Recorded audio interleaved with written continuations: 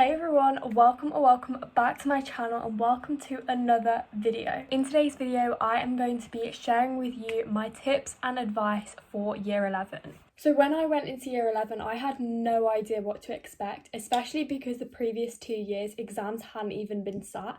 So I'm hoping that by me filming this video, it might give a little bit of an idea to the new year 11s of what to kind of expect. I think that teachers really put pressure on year 11s at the beginning of the year, and it can come across as quite intimidating, but I'm definitely here to tell you that it's not always like that. So even if you are only in like year 9 or 10 or maybe even younger, but you just want a bit of an idea of what to expect for year 11 and how to prepare ahead of time, then this video might be helpful to you as well. So the first topic that I want to discuss with you guys is the preparation and organisation and how you should go about year 11 at the very beginning of the year. So my piece of advice to you is that you should not be stressing right now. You've got so long to go until your mock, so long to go until the real thing, and don't work yourself up about the GCSEs right now. Buying your folders ahead of time. I'd recommend keeping all of your stuff for your different subjects organised from right now, because it'll make it so much easier later on. And that was a bit of a mistake that I made because I wasn't sure how to organise my stuff. So I would recommend having just a small ring bind folder for each of your subjects, especially the ones that are a lot more content heavy. For example, French, history, English, science. You can store all of your resources in there and it will just make life so much easier. And also, I remember with French, like there were so many different components to that exam, so having a folder with lots of dividers in made that super easy. If you want to know how to actually organise your folders, then I already have a video on that you can go and watch. I will link it down below.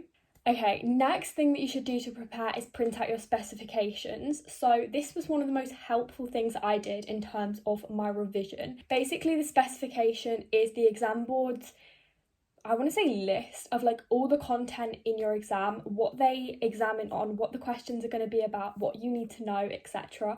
And it is so helpful because you can tick things off, you can see what content you need to cover, you can make sure you've got absolutely everything ready for your exams. Print everything now and put it in the folders, like have it all ready now. That is worth doing, I think. Another thing that I would recommend doing is making sure you do your homework the night that you get it and planning ahead your revision. So get like a weekly planner and decide what revision or homework you're going to do each night so that you don't have to come home from school thinking, oh my gosh, I don't know what to do, I should be doing something. That's going to lead us on to revision itself. I feel like that's going to be a topic that loads of you guys are going to want to hear about. And a big question that I had when I went to year 11 was, how much revision should I be doing every night? When should I start revising for my exams? Like, nobody was telling me these things. I was being told to revise, but I didn't really know what or when. So many people tell you to do like little bits here and there for your actual GCSEs, but I knew I was just going to forget that, and I didn't think there was much point doing it. And obviously I came up with pretty good grades, so I don't think it's worth starting your revision as such now. It does depend on each person, but I didn't personally see a point revising right now. I started, so yeah. So then on to when I started revising for my actual exams. So let's start with mocks. My mocks were at the beginning of February and I started revising for these at the end of December, like literally just after Christmas. Then for my real GCSEs, obviously they started the middle of May and I started revising for them around the middle of March. So that was 2 months prior. Obviously all the revision that I'd done for my mocks was pretty fresh in my mind still. So I would say that if you have mocks in like November time, maybe start revising for your actual GCSEs a little bit earlier because that revision's not going to be so fresh, if that makes sense. But yeah, I'd recommend around 2 to 3 months before your actual GCSEs is when you should start revising. There's no point doing it now, like I'm just going to say it, there's no point doing it now. So my next piece of advice, which is probably one of the most important things I'm going to tell you, is revise for your mocks and revise for your end of topic tests. The main reason you should revise for your mocks is because it highlights the areas that you need to work on, and that is like so important because from my mock results and from my mock papers I was able to see where I was going wrong and where I needed to improve. It gets you into the right headspace, you're practicing your revision techniques even more, you know, you're getting into an actual exam mindset, and that is equally as important. So definitely revise for your mocks, and especially if you're in like year 9 or 10, definitely start revising for your end of topic tests, because even if you're in the younger years and the grade doesn't matter, you're practicing revision techniques and how you would revise and what you're good at and what you're not so good at, etc. And I would say that honestly, because I was revising really well for my end of topic tests from about year 9, I would say that's one of the reasons that I did well in my GCSEs, because I knew by year 11 what revision worked best for me and how to revise.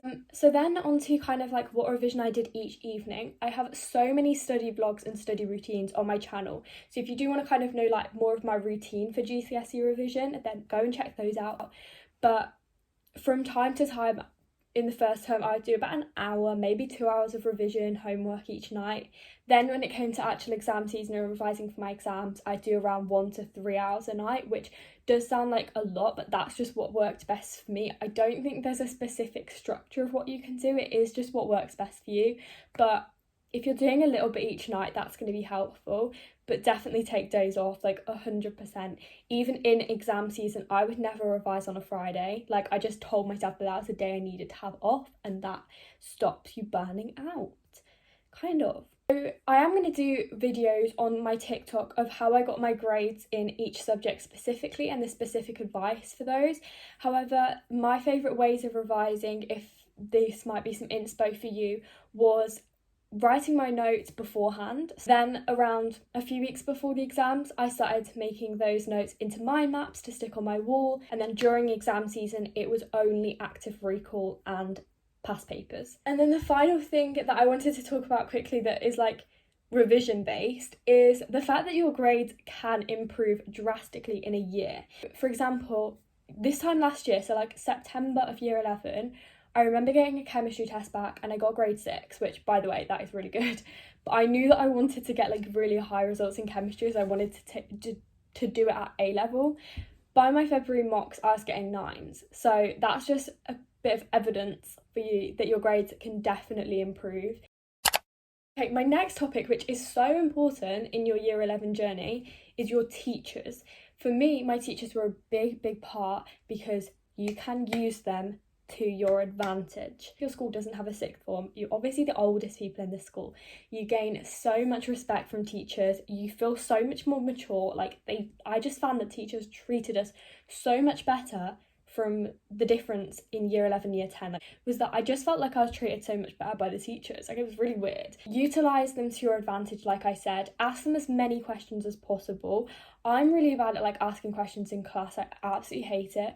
But I used email so much. Like, if I didn't understand something, I was straight on my emails to ask my teacher to explain something in more detail, to go over something with me, and that was so helpful.